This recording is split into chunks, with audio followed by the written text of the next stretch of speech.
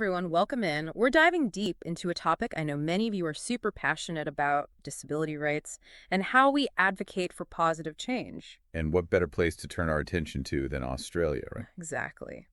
This incredibly impactful podcast episode called Advocating for Inclusion.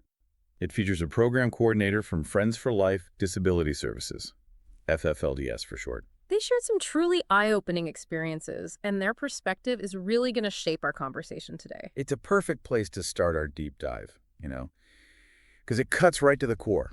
Disability rights are, at their heart, human rights. Yeah, that's what struck me too. It's not about special treatment or anything like that. It's about recognizing that inherent dignity and the equality of every single person matters, regardless of their abilities or disabilities. Exactly. And I think that's what I found so compelling about the episode.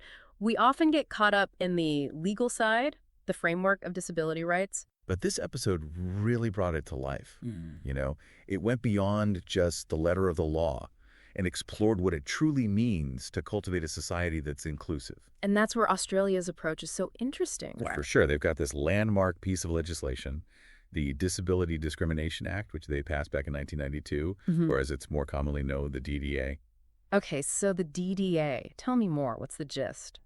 Well, to put it simply, the DDA makes it completely unlawful to discriminate against anyone based on a disability. Okay, that makes sense. So what all does that cover? A wide range of areas. We're talking employment, education, even just accessing services. Wow, so renting property, things like that. Yes, all of that and more. It was actually one of the first laws like it anywhere in the world, and it's really had a global impact. I bet.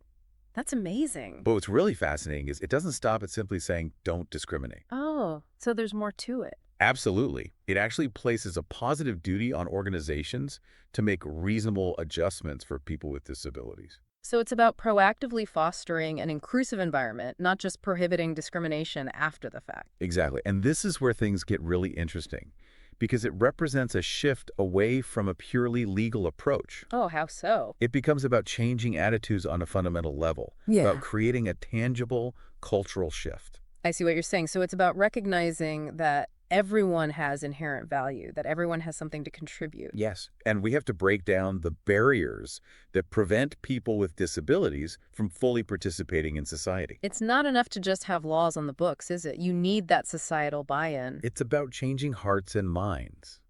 And that's where organizations like FFLDS come in. I'm so curious to learn more about their work. They're advocating every day for the rights of people with disabilities, providing vital support, and working tirelessly to break down those barriers. They're making a tangible difference in people's lives, and that's what matters. From the episode, what really stood out to me was their deep commitment to personalized care. Oh, that's great. They seem to inherently understand that everyone's needs are unique, and they tailor their approach accordingly. So it's not a one-size-fits-all approach, which makes sense, but it's so good to hear they get that. Not at all. They've got a whole range of services. For example, they offer supported independent living arrangements. I was wondering about that. What does that look like? So individuals can live as independently as possible, but with that added reassurance of having 24/7 support available if needed. That must make such a difference. It does. It really emphasized the impact of this model. You see, it offers this really crucial level of flexibility and responsiveness, which is often missing in those more traditional care settings. Yeah, I can see how that would be a game changer for people. That constant worry, what if I need help, is gone. Exactly. It could be the difference between someone feeling isolated and alone or feeling empowered to live a really full and connected life. Wow. Now I'm starting to really grasp how vital that aspect is. It's about so much more than just checking a box. It provides peace of mind. It's about empowering people to truly live life on their own terms. That's powerful. What else did you learn about FFLDS and their approach?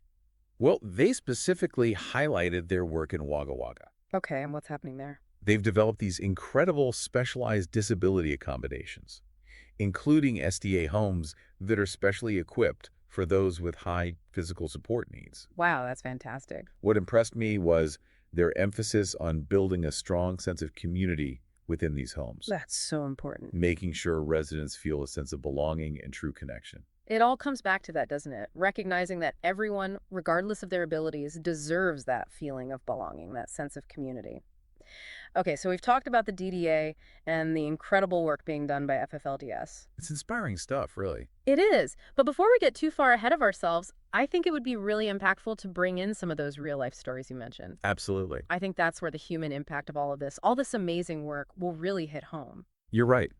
It's one thing to talk about laws and policies, but when you hear how they translate into actual positive change in people's daily lives, that's where it clicks. Exactly. One story that really stood out to me, I and think I remember that story. there was this participant, and he was just trying to, be friendly with his neighbors, but they totally misunderstood him. They saw him as a threat. It just shows how easily things can get twisted, right? Yeah. A little misunderstanding, a little unconscious bias, and suddenly you've got fear where there shouldn't be any. But luckily, FFL was able to step in, get everyone talking and clear the air. It's sad, but it's true. It's amazing what a little understanding can do. Sometimes that's all it takes. Totally agree. But sometimes you need more than a conversation. There was this other case where FFL had to really fight for one of their participants. What happened? This person was stuck in the hospital. Oh, no. FFL knew this person would do so much better in a home environment, a place with more support. But the hospital, well, they weren't so keen on letting them go. So what did FFL do? They got to work. They worked really hard with the hospital and the NDIS to come up with a plan to discharge this person safely and effectively. And guess what? What? It worked. This participant was able to leave the hospital, Hmm. and they're doing so much better now in FFL's care. Wow, that's amazing. It really shows the power of advocating for what's right. And it reminds us that behind all these laws and policies, there are real people, real lives being impacted. It's a story that really underscores why this continued advocacy is so important. It makes you realize how much we take for granted. And it highlights why groups like FFLDS are just so vital. Absolutely. Because with their support, this individual was able to actually navigate those challenges head on. That's amazing. Wow. Talk about inspiring. Imagine that sense of accomplishment, right? It must have felt incredible.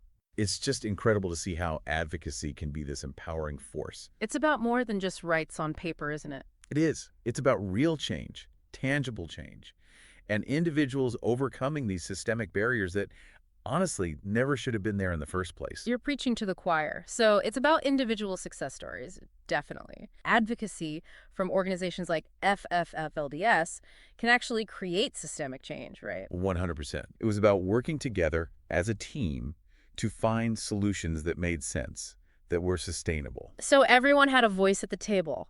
I love that. And they stressed that it wasn't about, being confrontational or anything. It was about creating a more inclusive environment for everyone. It's that shared responsibility, right? We all have a part to play. Precisely. It illustrates how FFLDS is going above and beyond just the services themselves.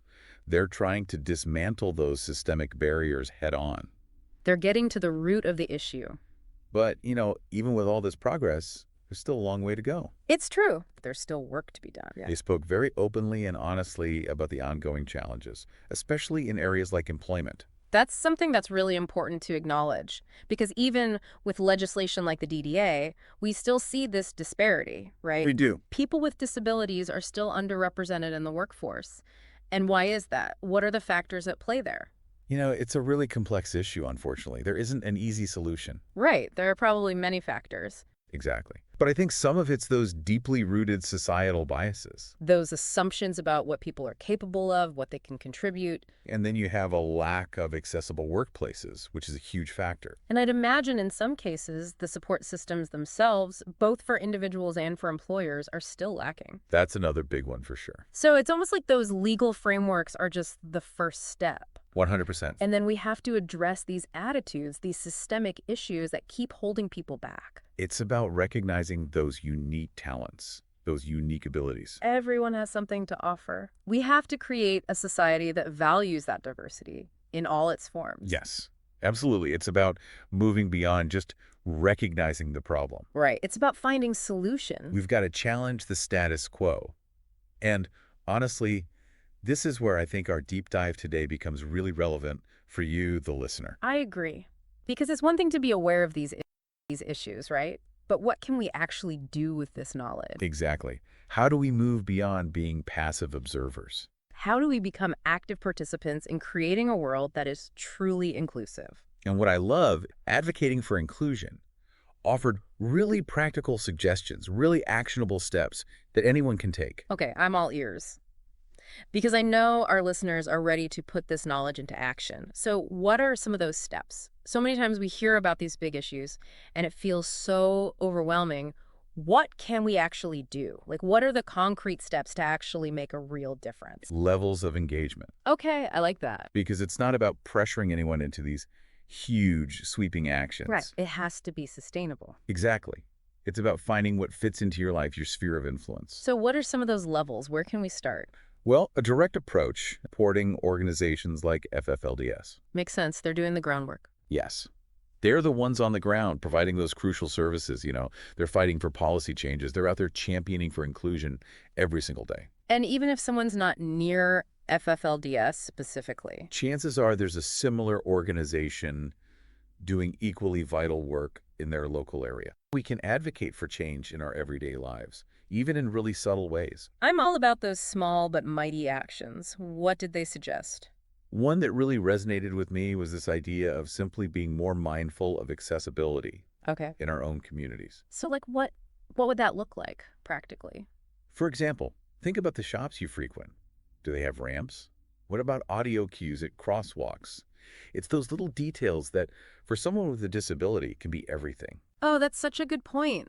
It's easy to not even think about those things if you don't personally rely on them. Exactly. And even just speaking up, politely, of course. Right. We don't want to be confrontational. But even just inquiring, hey, do you have any accessibility features? That can be enough to spark change. It's about gently shifting the conversation, right? 100%. Yeah. And the more we shift our perspective, the more we realize that inclusivity actually benefits everyone in the end. I love that. Okay, so being mindful in our communities, that's a great start. What else?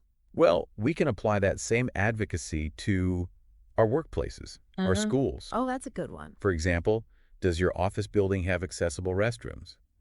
Are there accommodations for different learning styles in your child's classroom?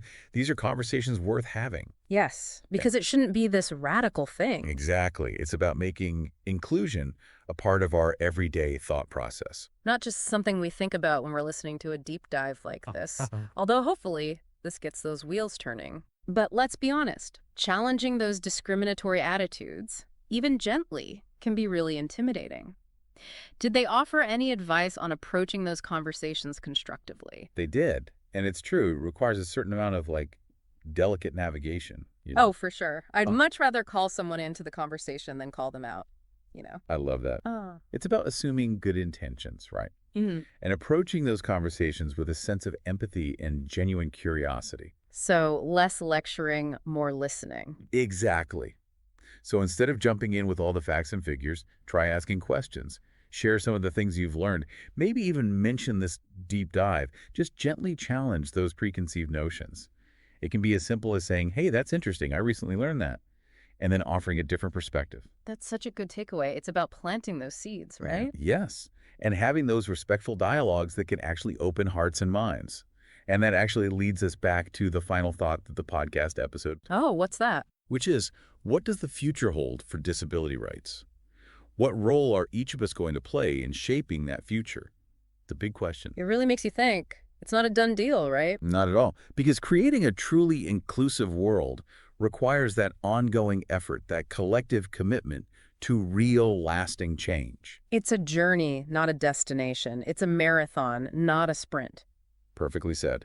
And it's up to each of us to take what we've learned today, what resonates with us, and actually put it into action. Whether it's supporting incredible organizations like FFLDS, advocating for better accessibility in our communities, or simply engaging in more mindful conversations. Every single step, no matter how small, brings us a little bit closer to that vision of a world where everyone can thrive. And that's a future worth striving for. Well said. And remember, knowledge is powerful, but it's even more powerful when it's shared. So maybe this deep dive sparked something in you today, Maybe it sparked an idea. or inspired you to challenge your own assumptions, or even to just champion for inclusion in your own unique way. And on that note, we'll leave you with this. What resonated most with you today?